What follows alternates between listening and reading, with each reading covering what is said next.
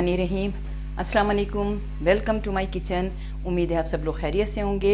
आज आपके साथ जो मैं रेसिपी शेयर करूंगी वो बहुत ही मज़ेदार है और हमारे घरों में मोस्टली बहुत शौक़ से खाई जाती है और बच्चे ख़ास तौर पे इसे बहुत शौक़ से खाते हैं। लेकिन ये ज़्यादातर हमारे यहाँ या तो हम मटन में बनाते हैं या बीफ में बनाते हैं। आज मैं चिकन में बनाना बताऊँगी, या आलू और मटर चिकन के साथ। इसके लिए मैंने 1 केजी चिकन ले लिए और इसे मैंने सिरका लगा के अच्छी तरह धो लिया था। ये आधा किलो आलू हैं जिन्हें मैंने ना बहुत छोटा ना बड़ा साइज़ में मैंने इसे काट लिया। तकरीबन मैंने 1 आलू के 4 टुकड़े किए हैं। आप चाहें तो 2 भी कर सकते हैं और चाहें तो इससे छोटा भी काट सकते हैं। और ये तकरीबन 1.5 पाव मटर हैं। इसके साथ ही ये 3 टमाटर है जिन्हें मैं पीस लूँगी, क्योंकि जब हम चिकन में बनाते हैं तो ये टमाटर आप जो जितना मर्ज़ी भून लें फिर भी वो खड़े हुए नज़र आते हैं, इसलिए मैं इसे पेस्ट बना के फिर इसमें डालूँगी। इसके साथ ये प्याज है, इसे भी फ्राई करके मैं टमाटरों के साथ पीसूँगी।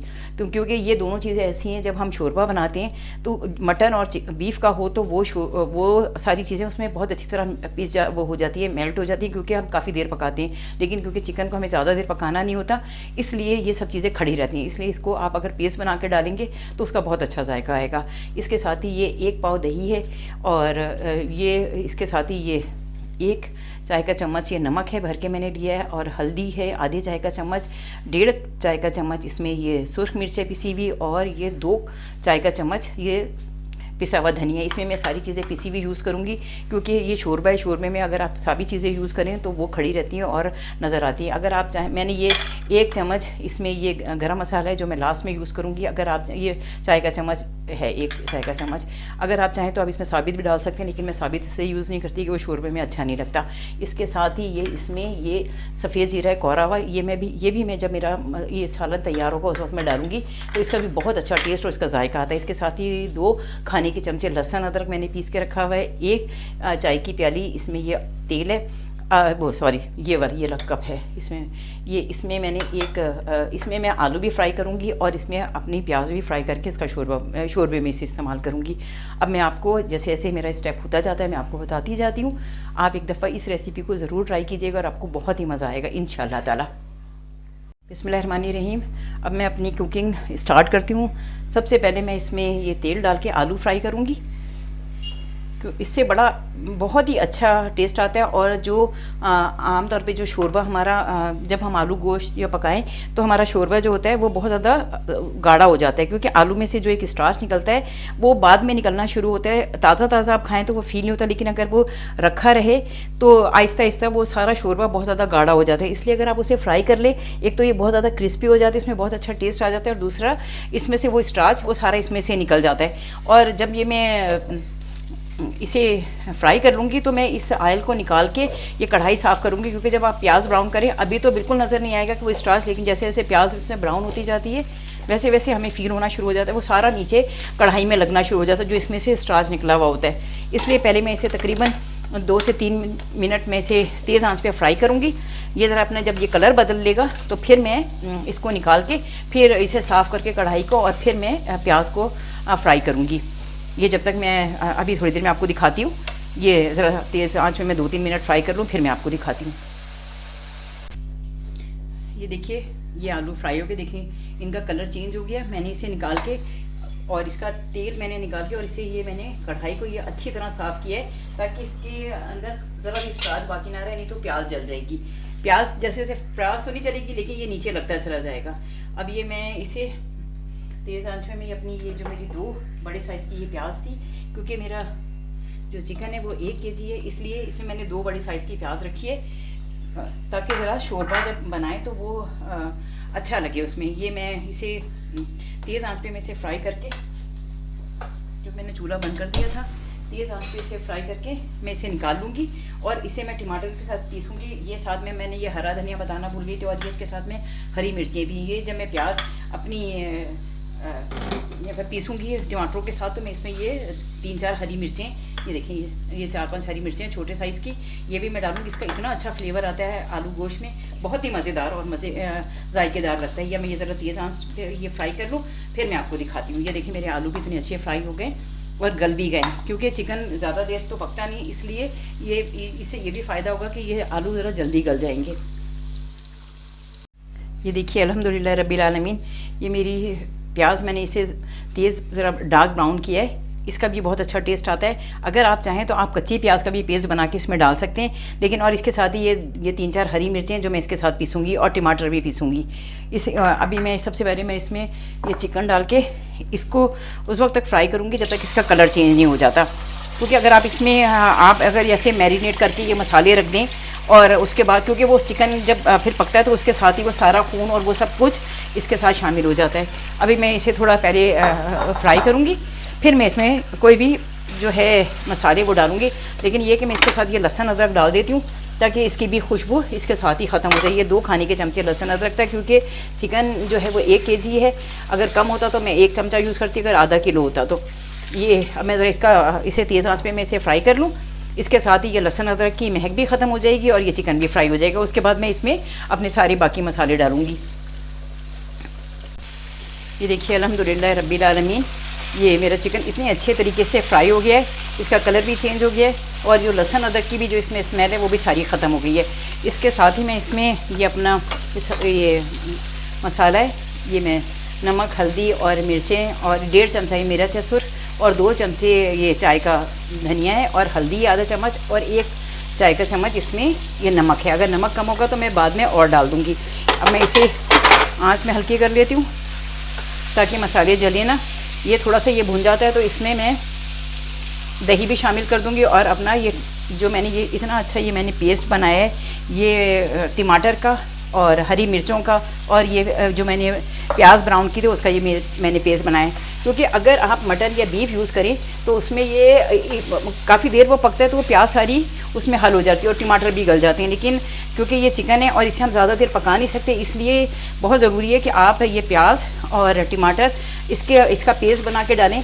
नहीं तो आपने देखा होगा अक्सर जब आलू गोश्त का शोरबा बनता है चिकन का तो उसमें मोस्टली प्याज और टमाटर घुलते नहीं और वो नज़र आ रहे होते हैं।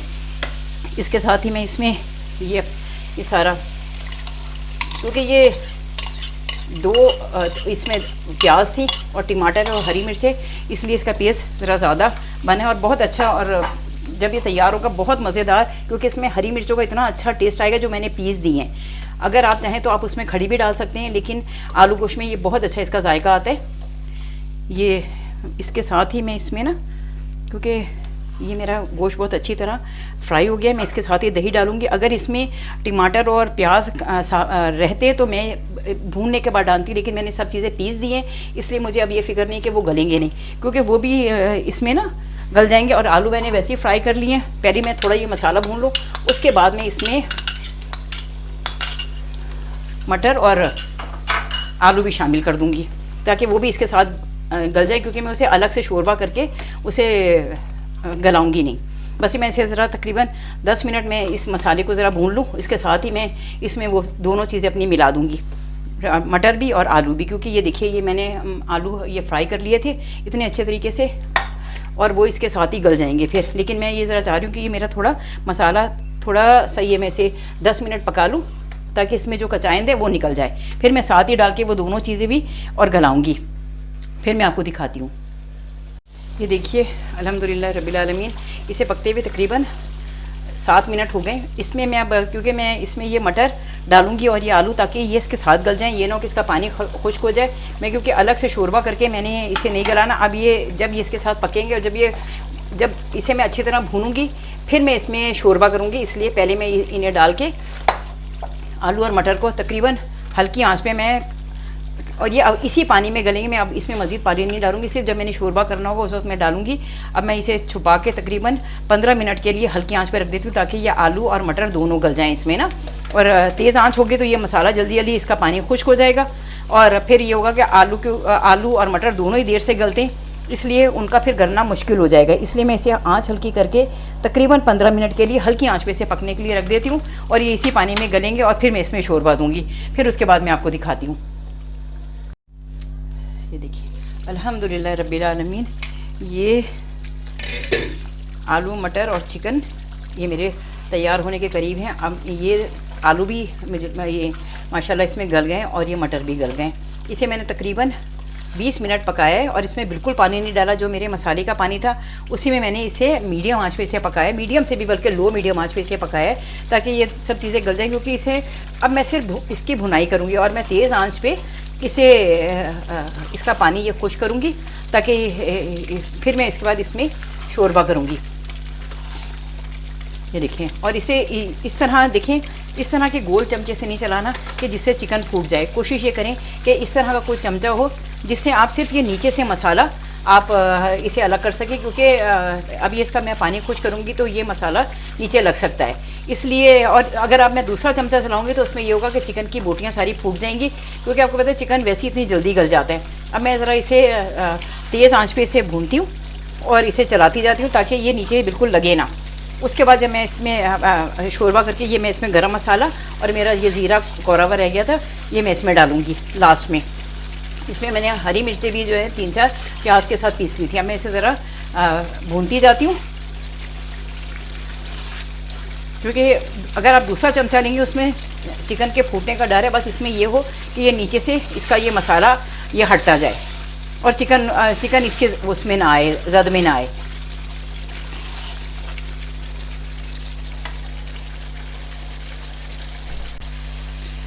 ये देखिए अल्हम्दुलिल्लाह रब्बिल आलमीन, ये देखिए ये इतना अच्छा ये मेरा ये सालन भुन गया है। इसमें कोई चीज़ अब इसमें ऐसी है नहीं जैसे दही या किसी चीज़ का पानी बाकी नहीं रहा, ना टमाटर का ना किसी का। आप ये देखिए इस पर सारा तेल आ गया और ये नीचे से लगना भी शुरू हो गया, जिसका लगने नहीं दूंगी मैं। लेकिन ये किसका मतलब ये है कि अल्हम्दुलिल्लाह रब्बिल आलमीन ये सालन इस तरह तैयार है कि मैं इसमें अगर इसमें इस वक्त अब शोरबा दे सकती हूँ। ये देखिए अल्हम्दुलिल्लाह रब्बिल आलमीन।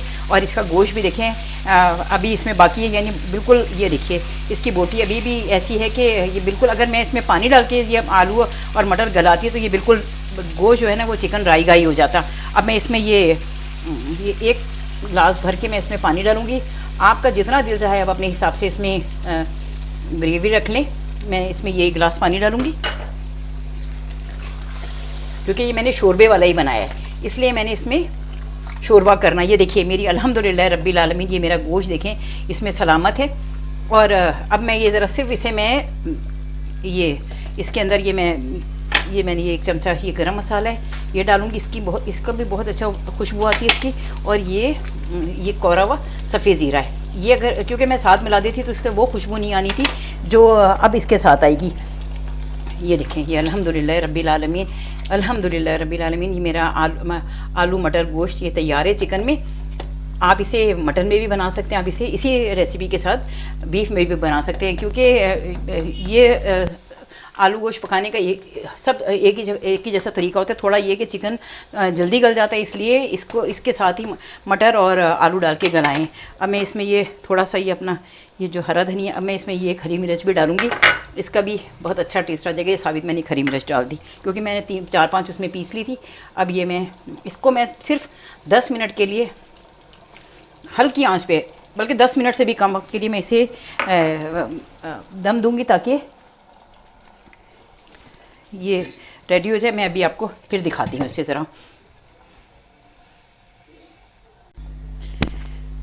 ये देखिए अल्हम्दुलिल्लाह रब्बिल आलमीन मेरा ये सालन बिल्कुल रेडी है। ये देखिए ये ना बहुत गाढ़ा है ना बहुत पतला है। अगर आप चाहें तो आप इससे ज़्यादा भी पतला रख सकते हैं। आप इसमें जो शोरबा है वो अपने हिसाब से कर सकते हैं। मेरे लिए ये शोरबा काफ़ी है, क्योंकि चिकन में अगर शोरबा ज़्यादा हो जाए तो वो उसका गोश्त जो है वो बजायका हो जाता है। ये एक ही टाइम बहुत अच्छे तरीके से खाया जाता है, लेकिन जब अगर इसे दूसरी दफ़ा खाएंगे तो आलू गोश्त ना चाहते हुए, हालांकि मैंने इसके आलू फ्राई किए, फिर भी इसका शोरबा जो है वो बहुत ज़्यादा गाढ़ा हो जाएगा। आपको अगर मेरा चैनल अच्छा लगे और मेरी रेसिपी पसंद आए तो उसे लाइक करें, मेरे चैनल को सब्सक्राइब करें, दिल चाहे तो बेल आइकन भी प्रेस कर दें। अपनी दुआओं में मुझे ज़रूर याद रखें। ज़िंदगी रही इंशाअल्लाह ताला तो नेक्स्ट वीडियो में आपसे मुलाकात होगी। तब तक के लिए अल्लाह हाफिज़, फ़ी अमान अल्लाह, फ़ी अमान अल्लाह।